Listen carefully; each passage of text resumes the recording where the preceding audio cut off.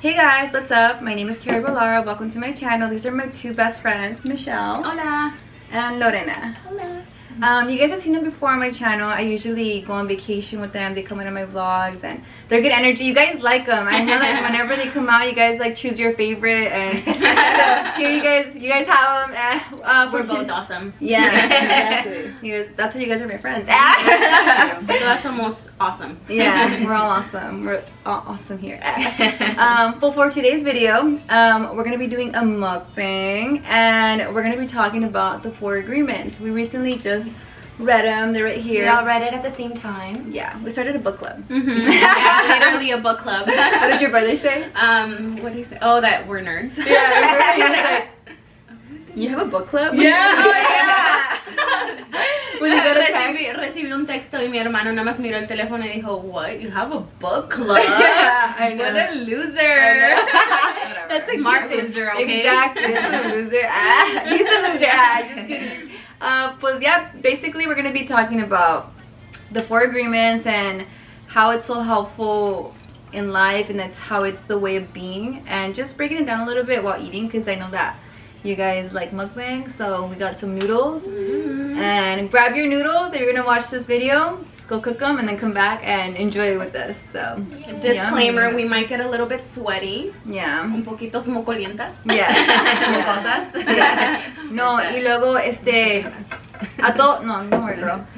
todo mi público que habla español y no entiende inglés, si quieren que les haga un video hablando de este libro, por favor comenten. Es que lo vamos a grabar en inglés porque nos sale más natural y creo que queremos disfrutarlo, ¿verdad? Like just chill. Entonces, si gustan escuchar o aprender de este libro, comenten en los comentarios y se los hago de nuevo en español otro día.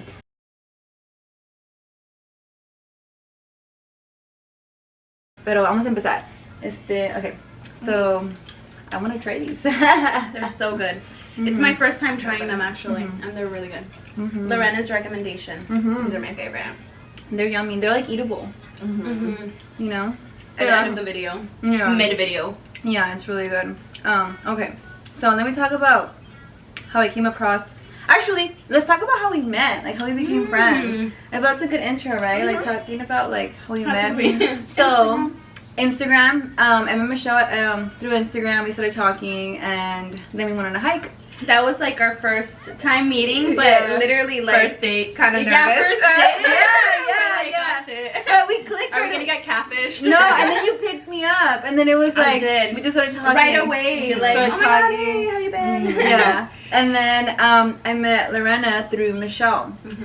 They were already friends before, and we started working out. We started doing like workouts hikes during COVID, the shutdowns. They closed all the gyms, and then they. Michelle made a fucking gym in her apartment, and so we all started working out with her. And then we did like Wednesday hikes with our other friends. Yeah, that was awesome. We were really She was supposed to be you guys. here. Yeah, we were. She'll be here later. Yeah, she'll be here. We're gonna talk about the book because actually all of us have talked. I'm like, my tongue is getting like. Actually, all of us. Yeah, all of us have read the book, and and it's been a good book. And it's been. I feel like I read it the first time 5 years ago in Paris. I told you guys, I shared with you guys a story time when I was out there and I was sleeping on the streets and I was reading the book, and the book was kind of like a huge eye-opener for me. I had already read a few personal development books, but this one for some reason it hit home. It's because I'm so used to like my character being in Spanish. So I'm like, even though like I'm comfortable speaking English, like it's weird. And I felt like I didn't really embody a lot of things. I just embodied one of the agreements, the don't assume. I feel like the reason why I did it was because people always assume things about me, and I hated it. I was like, why do people I'm never going to be that person that just makes assumptions. And I did apply it, but he also, the author Miguel Ruiz, he gets really deep into it. He says, not just assume about other people and their lives, but even in situations about yourself. Like when you, even it could be positive, or it could be like any small assumption, just don't go there. Like stop the assumptions. And I feel like that was the main thing that stuck to me. But then this time rereading it, it was everything. Like everything, and I was like, okay, I need to change that. I do this, but I gotta add this and I gotta apply that. Should we talk about like the first agreement? Yeah. So the author is Miguel Ruiz, and he's actually Mexican. So if you're Latino, you should be proud of this author. Really, really, really good author. He explains a little bit about the Toltec, which were like a Mayan community, I think. Mayan community. One Teotihuacan. It's actually translated to where man becomes God. They would perform and do all these rituals, and they had they had like the scripts of the way of being, and how basically we're living a dream and we all dream together because we're all one.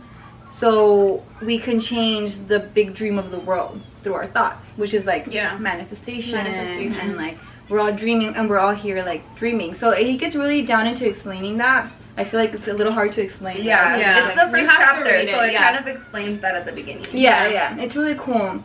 Then after he explains a little bit of philosophy, he goes down to how our dream, the dream that we're dreaming, is contaminated by like the negativity, and he calls it the parasite, which is like the consumer of all the energy. And the reason why it was because generations ago somehow like the dream was switched and it started contaminating like humanity, and like it was passed down by generations. So basically they domesticate you as you're born, and the negativity and the contamination is passed down. Like they tell us what to do. Basically, when you're born, you become domesticated. So when you're born, they teach you what to believe in, what's right, what's wrong. So they're limited beliefs. They put them on you. So then we create like this fog in our brain to where we don't really see clearly. We don't really know who we are because we're kind of taught who we're supposed to be. So and children, that's why children are really honest, and they never think that they can't do anything. They're like, free, right? Like when I was little, I instantly thought I'm gonna be famous, and then like as life started going, people would tell me like, no, like that's impossible. Like, you can't do that. Too big. Like, like go to school. Like, you can't do that. Like get a regular job. Like be responsible like that. Like don't dream like that. And I was like, but they give you these limiting that's beliefs. how I wouldn't. They make you question what you want. Okay, Tara, come in. We're like mukbanging. The baby's outside in the swings. Okay. And what was I gonna tell you? Some chopsticks, come. I have chopsticks right there. Say hi. Say hi. Hello. This is Libby. We talked about you before. Yeah. We said you were gonna come in and join us. There's chopsticks right there, look. On the. Don't get the. So we're talking about how as children, like we come free, and then like the generational curses have been cursing us. Like they domesticate us to believe that we can do whatever we want to be, that we have to believe in what they believe in, we gotta do all these things, and that's where it goes bad. We're domesticated humans. So basically we have to break free from that. Miguel Ruiz, like he talks about how Thinks they're hot. really. She's like, Have some I water. was not expecting that. Have some water. Have some water. I don't know who this is though. Yours. You're fine. We shared more things in the camino. We would share like everything. That's true. So yeah, and so basically we're domesticated, you guys. Long story short, we're domesticated. So he's teaching us how to undo it, and he says that he believes that if every human has this knowledge, we can change the big dream of the world. Basically, you choose if you want to live hell on earth or if you want to live heaven on earth. And the first agreement, he says, once you master it, you start living heaven on earth. It's the most important one, he said. Yes. Be impeccable with your word. Yes. Yeah, have you memorized? No, good. They're here too. You're like, I didn't know there was a test. I didn't study. Be impeccable with your words. So, do you want to elaborate a little bit on what you think it is, or? Yeah, so I feel like your words can become curses, or they can be the best of you. So it's like a good example that he gave was Hitler, how your word can be manipulation to masses. And what did he do? He manipulated so many people, and he created what? The Holocaust. It was crazy. Mass murder. He's probably one of the evilest historical figures there is. Him and everybody that killed all the indigenous people when they got here. Exactly. That's like another That's like genocide. another one. Yeah. So basically, be careful with what you're saying, because words are like spells.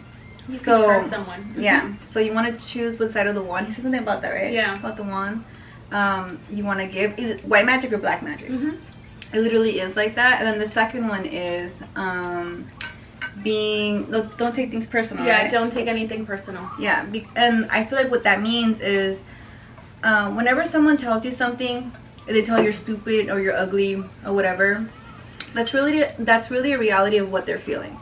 So it's a reflection of them, and they're trying to contaminate you the way they feel.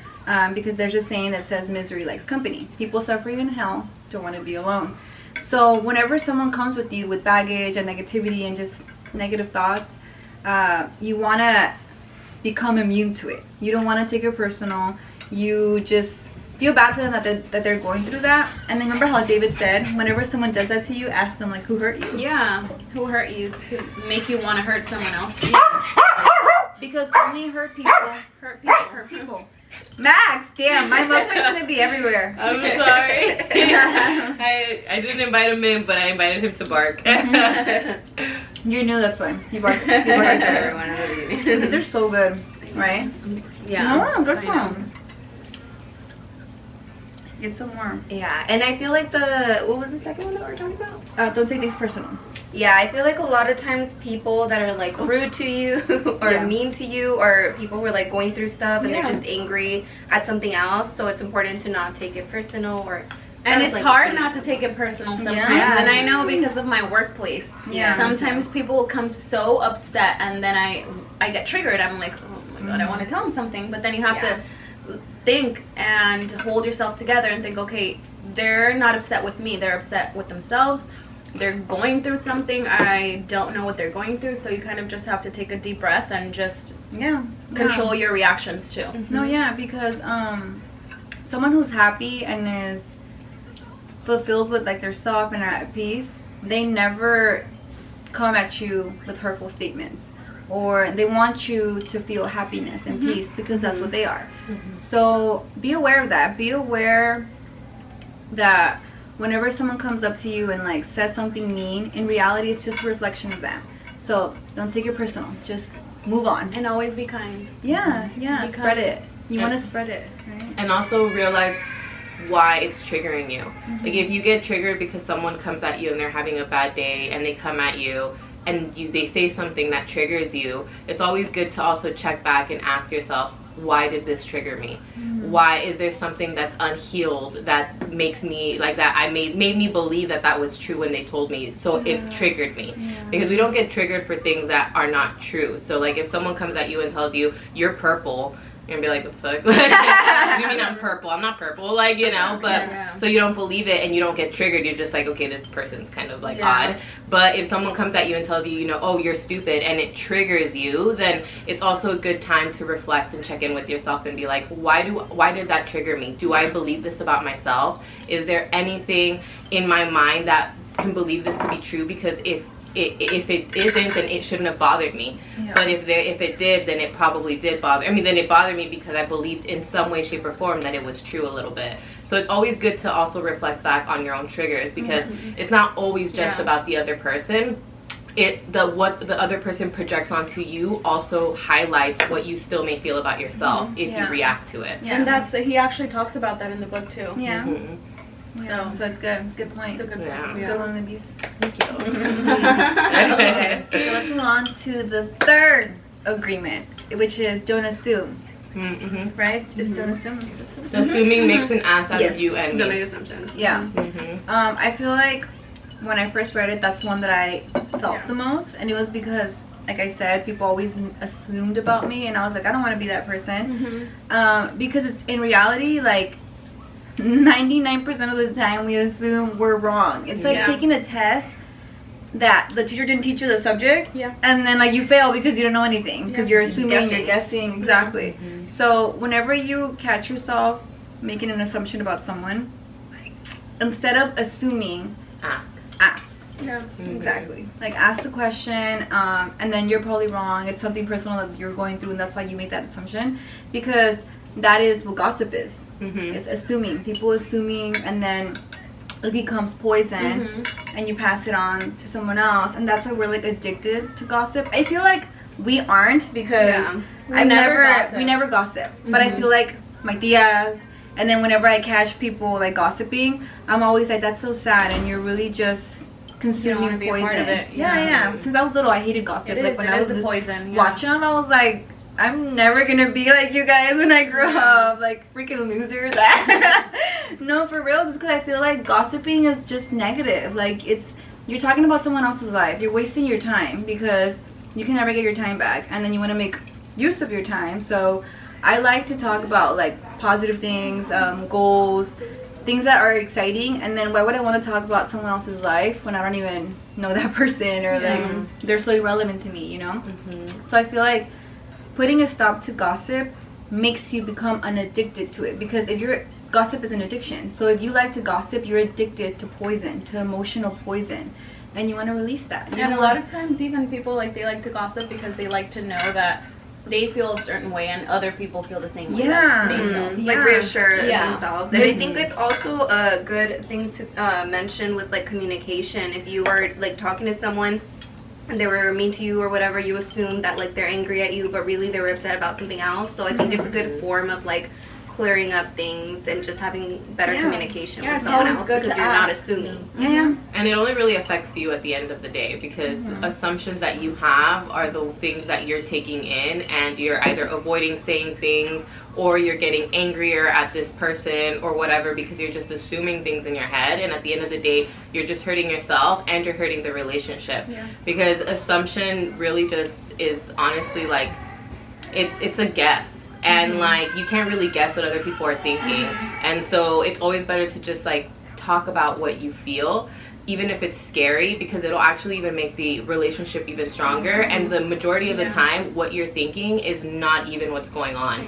And so like if you want to save yourself and you're like in your head and you're like, oh my god, like fulana de tal, she said this the other day, or she acted this way, I wonder if I said something rude, yada yada, you literally have you can save yourself the weeks of torment, and then like just hit them up and be like, hey girl, are you okay? You know, you were a little off today, whatever. And then they'll be like, oh no girl, I just had a rough day or whatever. And it ends up being the thing about you. And so assumptions are honestly the gateway to pretty much being alone, because it just really cuts that communication, like Lena was saying. Yeah, no, I agree with you.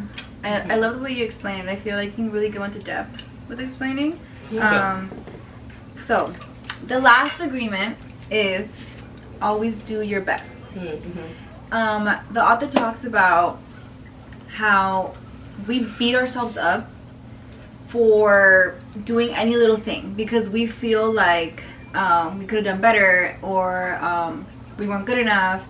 And when you do your best and those thoughts come in invading you, like, oh, I wasn't good enough, whatever, you said, I did my best. Like, I did the best that I could.